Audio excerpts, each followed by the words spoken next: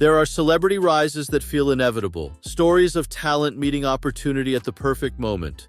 And then there are stories like James Corden's, stories that start with brilliance, explode into global fame, and then begin collapsing under the weight of ego, pressure, and a spotlight that magnifies every flaw. For a decade, James Corden felt untouchable. But every meteoric rise has a point where momentum becomes gravity, and for him that moment came faster and harder than anyone expected. James Corden didn't enter the entertainment industry as a joke or a side character. He arrived with fire. He co-wrote and starred in Gavin and Stacey, the series that made him a household name in the UK. Corden's comedic timing, charm, and relatability made him feel like the underdog you genuinely wanted to win. His rise was rooted in authenticity, an everyday guy becoming a national star through talent and heart. But that early success planted a seed, one that would later fuel both his ambition and his downfall. Fame wasn't just something Corden experienced. It became something he began to expect. His natural charisma propelled him into one of the biggest leaps of his life, becoming host of The Late Late Show in the United States. This wasn't a small transition. Moving from British sitcom fame to replacing a late-night legend required confidence, nerve, and a willingness to take enormous creative risks. Corden delivered, and for the first few years, he didn't just deliver, he dominated. Carpool karaoke became the internet's most beloved late-night segment. Guests from Adele to Michelle Obama sat beside him, singing, laughing, and giving audiences moments that felt human and unscripted. Corden's energy was infectious. His joy felt real, and his presence became a cultural staple. But hidden behind the polished exterior was a pattern, a subtle shift from humility to entitlement. The same charm that once made him relatable slowly turned into arrogance. Hollywood didn't change Corden overnight. It revealed the cracks already inside him. As his fame expanded, stories began surfacing.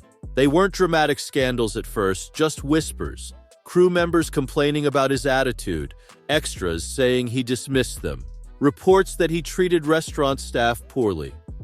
A reputation began forming, piece by piece, of a man who believed he had outgrown the rules of regular people. The public didn't notice at first. Fans rarely do. But inside Hollywood, people were talking. Then came the restaurant incident.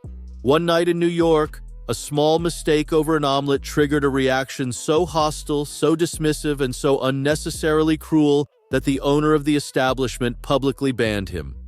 This wasn't just a private complaint.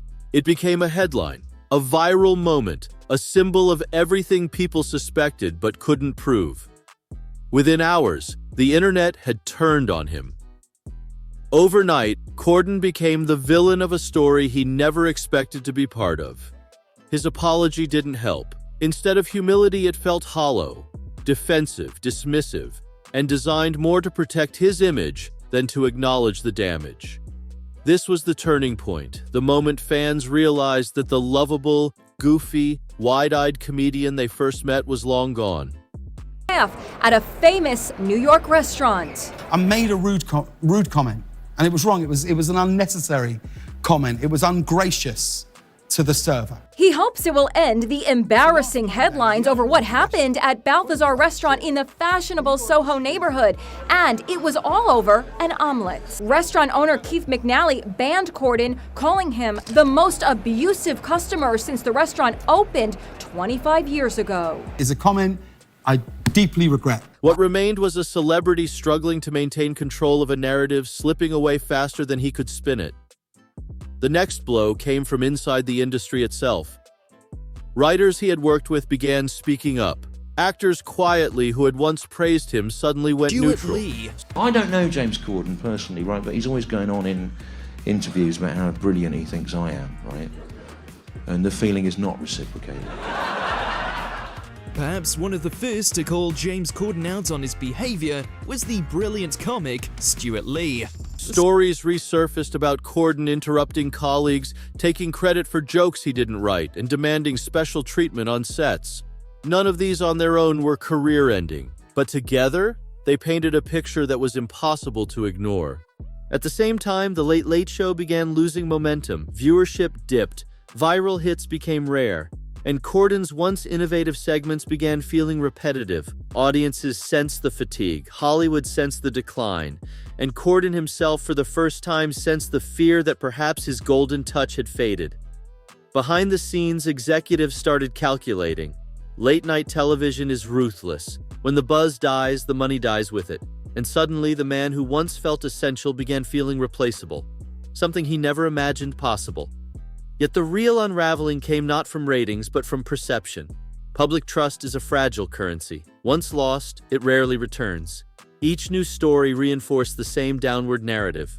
Corden wasn't the cheerful everyman anymore. He was the celebrity who forgot where he came from, and this shift hit him personally. His interviews began feeling stiff. His humor no longer carried the same ease. Even carpool karaoke lost its magic, shifting from organic joy to scripted performance. Corden wasn't connecting anymore, he was performing, and everyone could feel it. When he finally announced his departure from The Late Late Show, Hollywood didn't react with shock. It reacted with understanding. The timing made sense. The brand was fading, audiences were drifting, and Corden himself needed space to reset because the career he had built so rapidly was beginning to fracture under its own weight. But the story doesn't end with collapse. It ends with a question. What does reinvention look like for someone who rose too fast and fell too publicly? Corden returned to the UK not as a triumphant hero, but as a man seeking grounding. Away from Hollywood's pressure, he tried to reconnect with what made him great in the first place. Writing, performing, and building stories from the heart. This stage of his life isn't about fame, it's about identity. Can James Corden rediscover the humility that once made him a star? Can he rebuild trust? Can he find joy in the craft again without chasing internet virality or late-night headlines? Because here's the truth, talent never leaves. It gets buried, distorted, overshadowed, but it doesn't disappear. What disappears is perspective. And for Corden, this crash wasn't the end. It was the warning. Every rise in Hollywood carries a shadow. Fame magnifies light, but it also magnifies flaws. And sometimes it takes a public fall to realize that applause is temporary, but character is the foundation that lasts. Corden's story is a reminder that the world doesn't just reward talent. It watches how you treat people, how you adapt to pressure, how you evolve when the spotlight turns harsh. Crash and burn stories always feel tragic, but they also feel human. Because beneath every downfall lies the possibility of rebuilding, slowly, quietly, and authentically.